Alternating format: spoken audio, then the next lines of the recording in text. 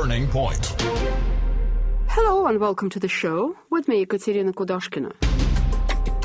In his 40-minute UN address, the US President Barak Obama said the world has become in many ways a safer and more prosperous place to live in, at the same time pointing to Russia as an even greater threat to the world's stability than the notorious IS. He said, and I quote, "Russian aggression in Europe recalls the days when large nations trampled small ones in pursuit of territorial ambition. We will reinforce our NATO allies," the US President said, "and uphold our commitment to collective defense. We will impose a cost on Russia for aggression and counter falsehoods with the truth." End quote. Now, what kind of rhetoric is that, and why would the US President resort to it days after plunging his own country into another military campaign in the Middle East? We're now joined by our guest speaker, William Blum, American author and historian. Well, the hostility of the U.S. towards Russia is not surprising. What's surprising is that he would use the occasion for the opening of the UN session to attack Russia, because it's totally irrelevant to the main issue being discussed, which is ISIS. And so he couldn't resist having this audience, this international audience. He couldn't resist throwing in some sharp criticism of Russia. And as I say, it's not surprising that the hostility exists, because the U.S. government, like all its predecessors, seeks to dominate the world. And this has been their policy for a century. And they recognize Russia as the main obstacle for American world domination. That is the reason for the hostility in general. China presents way greater challenge to the U.S. world domination. China is not critical of U.S. imperialism the way Russia is. Russia has been much more critical of U.S. foreign policy. The latest example of that is the Ukraine, of course. Well, China is second on the list. The U.S. has been surrounding Russia with NATO bases for decades now. China is also in the process of being surrounded by the U.S. The U.S. has announced a new policy for Asia, and I forget what they call it, but they don't call it what it should be called, which is to surround China. So the U.S. is not ignoring the possible danger of China to the empire either. Now, Dr. Blum, then what do we need to expect now? If we are a greater threat than the Islamic State, America is bombing Islamic State now. Is it going to bomb Russia? No, the U.S. government, which has bombed, I have a list I sent out. They have bombed more than 30 countries since the end of the Second World War, but they only bomb countries which cannot defend themselves from bombing. Russia can defend itself, so they will not bomb Russia. It's a very cowardly foreign policy, obviously. The world has become a more secure place, said Mr. Obama. Now, obviously, this is an overestimation. Well, the world is not safer now. That's just see such things. It's really ironic.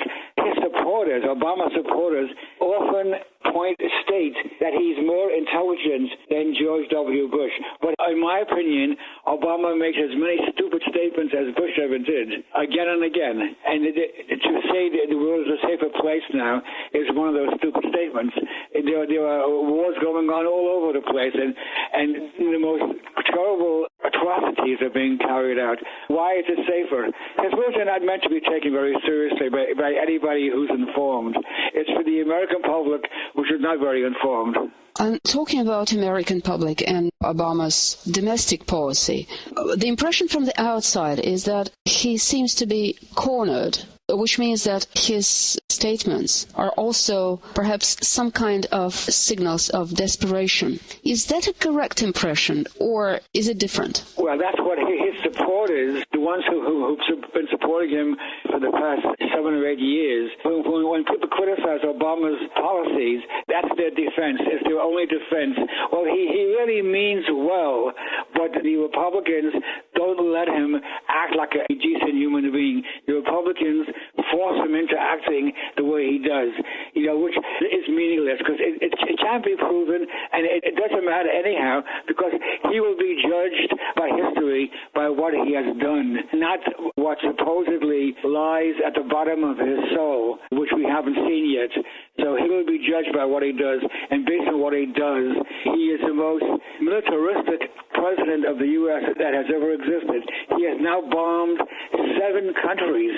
There's no American president who could say the same thing. 7 countries he's bombed, and each of them is an absolute act of war. The main objective of U.S. foreign policy for many, many years, for decades, has been world domination. They have thought this for over a century, and it's just maybe hard to accept by many people, especially in the U.S., but that's the only explanation for their policy, world domination. And anybody who stands in the way of that is an enemy, and control of the Middle East is a vital part of this world domination. And in the Middle East, the countries in recent times which have stood in the way of American domination have been Iraq, Libya, and Syria. And the U.S. has already overthrown the government of Iraq. They've overthrown the government of Libya, and in the process now of overthrowing the government of Syria. This bombing of ISIS in Syria, I'm sure, has the second ambition to harm to the Syrian military. It's easier for the U.S. to overcome them. And they'll be bombing every day now for who knows how long.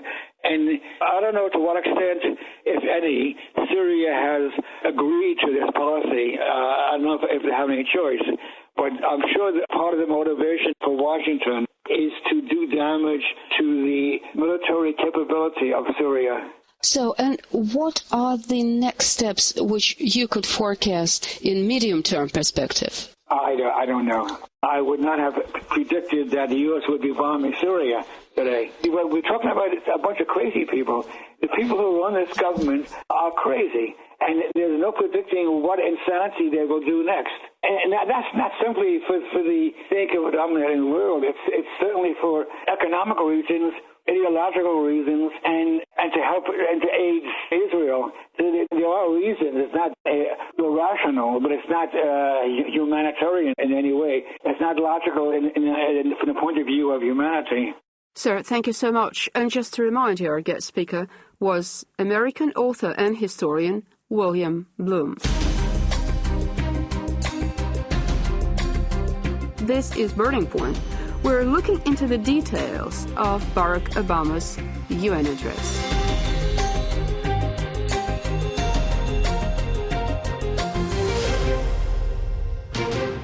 Well, there must be a reason why the U.S. president would try to designate Russia as the main adversary of the United States.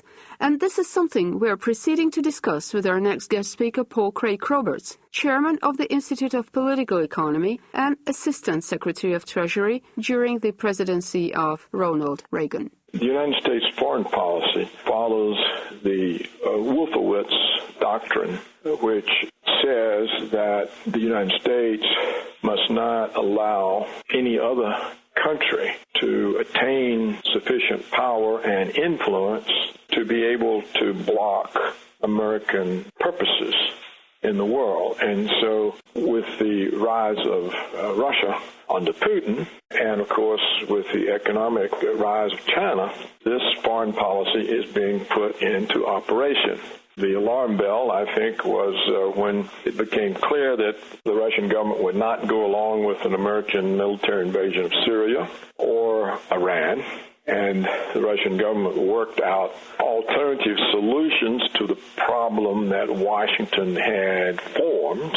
And this showed Washington that Russia was not going to be a puppet state. And they have learned this also from China. So the response, of course, to China has been to build new naval and air bases from the Philippines all the way to Vietnam in order that the United States can control the flow of resources in the South China Sea. And with Russia, for the last 2 years, it's been ramping up the Russian threat so that the American populations and those in East and West Europe would accept more military spending and more bases on Russia's border in the Baltics, in Eastern Europe, in Georgia, and of course now in Ukraine. So these are deliberate, intentional moves to present Russia and China with military threats in addition to whatever economic leverage the United States can mount with sanctions, with tax on currency, with propaganda that destabilizes the economic relations of Russia and China with other countries.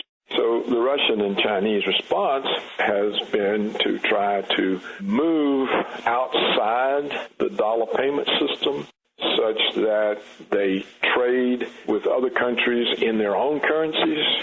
This then makes it harder for economic sanctions or economic imperialism to be conducted against Russia and China by Washington.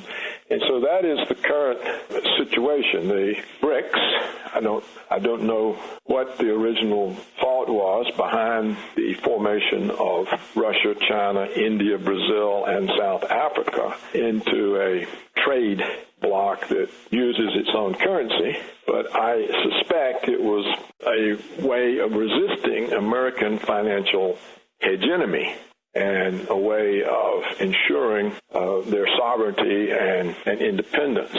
And so what Washington is finding is that its aggression, both militarily implied and economic aggression, is causing a change in the international payment system that was established at Bretton Woods after World War II. And if this change goes through and succeeds, has success, then it will weaken the power of Washington because a great deal of Washington's power is based on the dollar's use as world reserve currency. So how this plays out remains to be seen. I have always been puzzled by the slowness in the response of threatened countries such as Russia and China to the moves taken against them. The protests may have been small and may have been weak, but what it shows is that there are Russians, even in Moscow, who either are so poorly informed that they don't know what the situation is in Ukraine, or they are Russians who are willing to be used by Washington in behalf of Washington's propaganda. Now, this is a problem for the Russian government, who are paid just as the Maidan protests were put into the streets by Washington. Russia has got two different groups. They have what is being called the Eurasian sovereigntists. That is, the people who want to hold Russia together, the Russians together, who are behind the government. And then you have what are called the Atlanticist integrationists who want to be integrated into Europe. Now, those people may be gullible or they may be American agents, but they are a factor inside the Russian government itself. And so what these people think the future lies with being integrated into Europe. But the only way that can occur is if Russia is willing to assume the puppet role, the vassal state role that Germany and France and Great Britain assume under the Americans. And so that's not a realistic alternative for Russia. Sir, thank you so much. And just to remind you, this time our guest speaker was Paul Craig-Roberts, chairman of the Institute of Political Economy and Assistant Secretary of Treasury during the presidency of Ronald Reagan. Well, and with this we end this edition of Burning Point, brought to you by me, Ekaterina Kudashkina. Thank you so much for staying with us. Goodbye, and take care.